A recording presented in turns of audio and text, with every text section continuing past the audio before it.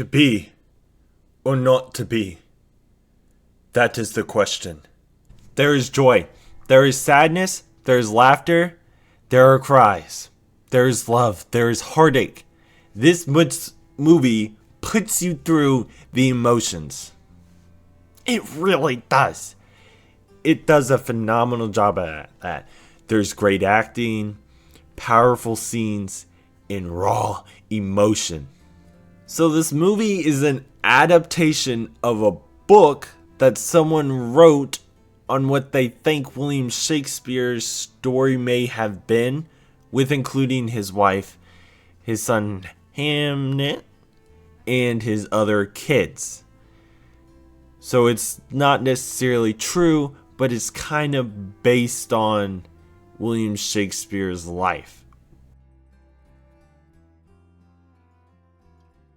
Like I said before, it's based on a book of what someone thinks happened to the death of his kid. So William Shakespeare did lose his kid, and this is the story of what they believe Hamlet is based on. So that's pretty cool. Fun fact, I was in Hamlet. Yeah, you can see me on Broadway. Nah, it was a local play for school. No, but I was like a little jit. I was like 3. No, it wasn't. I was 5. 6. The acting in this movie was amazing. Both actors who played William and Agnes were great. And they had terrific chemistry with each other. They had love for each other and also deep sorrow. Now, she had a lot of resentment towards him, which I can kind of understand. But she was there for him in, the first half when he was angry. He was wanting more to write plays, to do this creativity. Like, it's his purpose. He was meant for it. And it later did help him and her with the kids, which she was worried it wasn't at the time. And she pushed him away. And what she pushed him away to do is what brought her back to him. Brought them closer together. And made Hamnet's life live on. That is beautiful. The actor who played Hamlet, the play Hamlet, not Hamnet, the play, was also awesome, low-key. He was honestly really good. He moved me. Like, I was in the theater, like, reaching my hand out towards the screen. I went past the person in front of me, and they're like, they got shocked. Oh, sorry. I'm caught up in the moment here. Like, his acting moved me there. But Hamnet's acting, the kid who played Hamnet, Jacoby Juppé? Sorry if I'm pronouncing your name wrong. He was amazing. He blew me away. That is honestly one of the best acting performances from a kid I have ever seen. Especially a littler kid. Not like a teenager.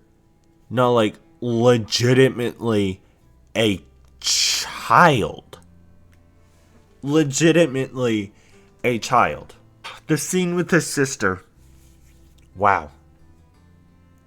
The scene with his sister was so powerful. Like I said, this movie has some powerful scenes that move you. And that scene was powerful. I enjoyed the foreshadowing of the dark cave. From the beginning, when he goes, "What do you see? Fields, plains, caves." Oh, we see that cave. Later in the forest, cave, cave, cave. Where does he go when he dies? The cave. Then that gets called back around at the very end. That's where he exits stage, through the cave. My only wish is they would bring out the foreshadowing just a little bit longer with more foreshadowing. It was really good in the beginning, but I feel like they could have carried it a little longer. But great callbacks to it with with Hamnet's death in the very end. There were some weird cuts or fades to black screens at time, and that kind of turned me off. I was a little confused. I don't know if that's mimicking like a play, like it's a play adaptation, like Act 1, Act 2, Act 3, etc. But I like it was a turn off. It was weird, and it seemed a little inconsistent at times. When Hamnet was lying in bed with his sister and then tricked death and walked into the cave, him dying, it was an amazing scene. Powerful. That was one of the best scenes of the movie. And when he called upon the hawk from when his mother from earlier, he saw the hawk. Oh, he saw the hawk because the hawk was dead and so was he. That's kind of sad. Not gonna lie, that was mad sad. Wow. The camera shots were good and meh. This is kind of my calling card when it comes to reviews. One of the biggest things I look at is movie shots. I don't know why, it's something that really interests me. Sometimes the camera angles they use or the shots weren't that good. And I kind of wish they were done differently. And there were certain attic shots or pans that I was not a fan of. Like it panned weirdly and like cut off. It would frame the scene a little weird in my opinion. Like it would go like this, the wider shot with like the kids. I felt like that was just weird. And we were panning right at times where maybe they should have been panning left instead. But I understand the room moves to the right. But I just think some of the panning and some of the few shots I was not the biggest fan of and didn't like. But with that being said, there were also some really good shots that were powerful that played into a lot of the scene. They really let the scenes be powerful. And shots that set up showing how powerful the scenes were really made the shot shine. And with the play in particular, with that being the pinnacle in one of the powerful moments, it had a couple powerful shots. The first one, when she grabbed the actor's hand, when he was down there and she was reaching out, and then the actor was like, improv time, I'm grabbing her hand. Great improv by that actor. And then the second was when he raised his hand and everyone was reaching out, or he did this to receive it. That was awesome. That was awesome. The third shot, all these shots really honestly go together. The third shot was everyone was looking at the actor, but not Agnes. Agnes was looking at William. As soon as I saw that shot, my head went, wow, that's a really good shot. I cannot wait to talk about how good that shot is.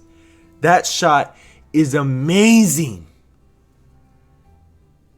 Number one, it shows how many people are interested in the story of our child.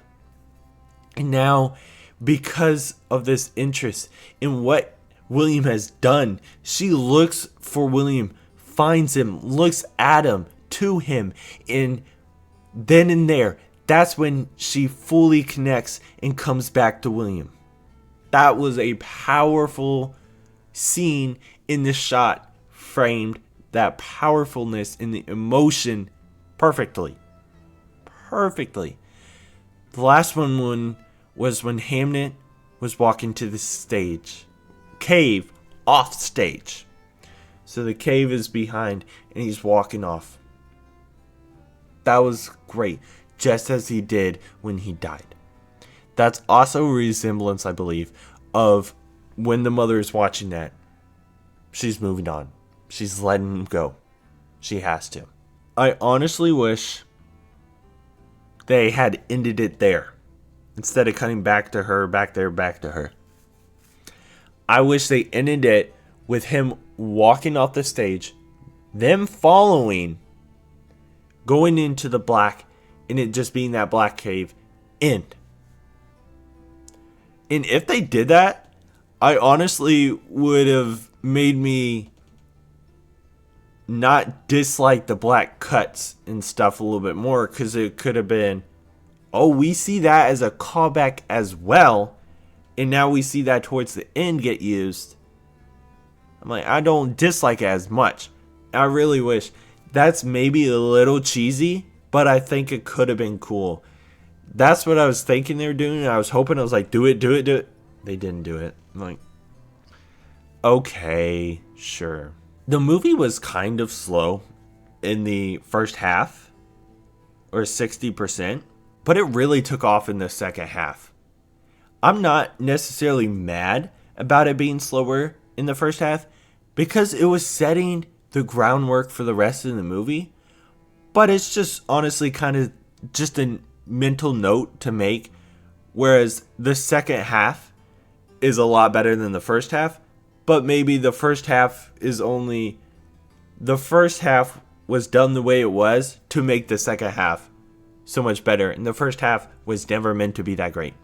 One of my biggest things in the movie is, I really like the first 60% of the movie, but fall off and dislike the last 40% of the movie. This did the opposite. Though I didn't dislike the start, I was like, okay, this is okay, good. It's pretty good.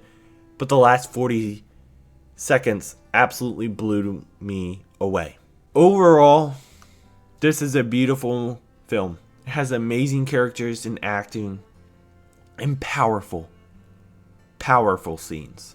Now it is time to give a rating. I'm going to give this movie a 8.5 out of 10. Very high rating. I absolutely loved it. I would say this is a good chance to be my favorite movie of 2026. But it didn't come out in 2025. So this may be one of my favorite movies of last year. I don't think it's beaten out Neja 2, but it may be top 5 for sure. It was that good. One of the best movies of 2025. This movie was awesome. I can't believe I missed it in 2025. Though it didn't come out in theaters near me till 2026, but it had some early releases in November or something. Sometimes movie releases are confusing. Alrighty, that was my review of Hamnet. I think I'm going to end the video here, so I hope to see you next time. Have a good one. Alrighty, goodbye. To be or not to be?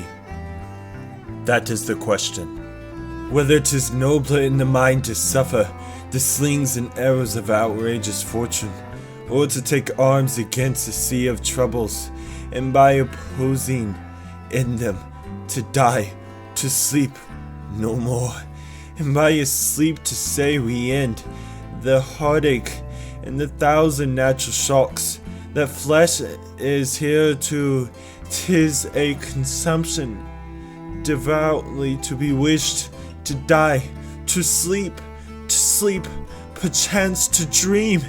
Ay, there's the rub, for in the sleep of death, what dreams may come when we have suffered of this mortal coil, must give us pause. There's the respect that makes calamity of so long life. For who would bear the whips and scorns of time, the oppressor's wrong, the proud man's contumely, the pangs of despised love, the law's delay, the insolence of office, and the spurns that patient merit of the unworthy takes, when he himself his quietus make, with bare bodkin, who would Fidel's bear to grunt and sweat under a weary life, but that the tread of something after death, the undiscovered country from whose bourne new traveller return, puzzlers the will, and make us rather bear those ills we have then fly to others that we know not of. This consciousness make cowards of us all, and thus the native hue of resolution is sicklied o'er with the pale cast of thought and enterprise of great pitch. In moments with this regard their currents turn away and lose the name of action. Soft you now the fair Ophelia, nymph in thy oceans, be all my sins remembered.